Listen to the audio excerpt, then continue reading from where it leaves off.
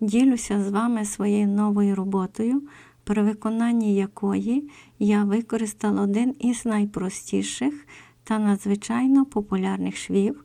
У результаті у мене вийшла красива та ніжна вишивка, виконана у 2 кольори.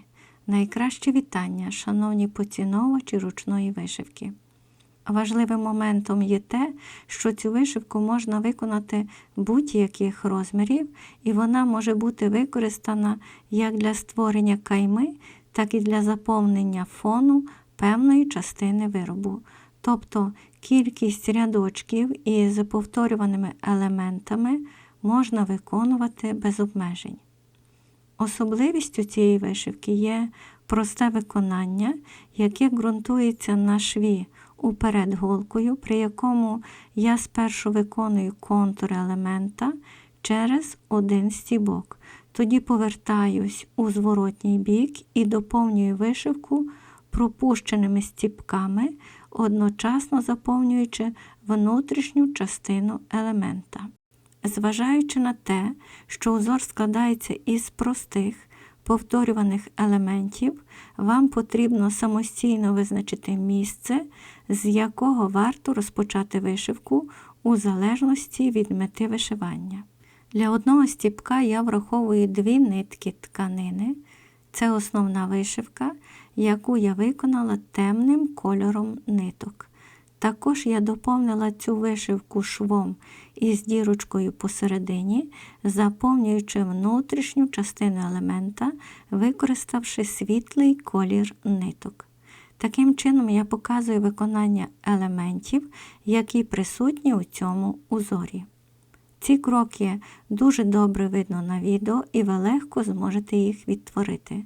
Тут я використовую рівномірну тканину для вишивання та бавовняні нитки DMC. Ви можете зробити так само або по-іншому, підібравши матеріали за власним вподобанням та підлаштувавши до свого виробу. А тепер давайте дивитись мій процес вишивання.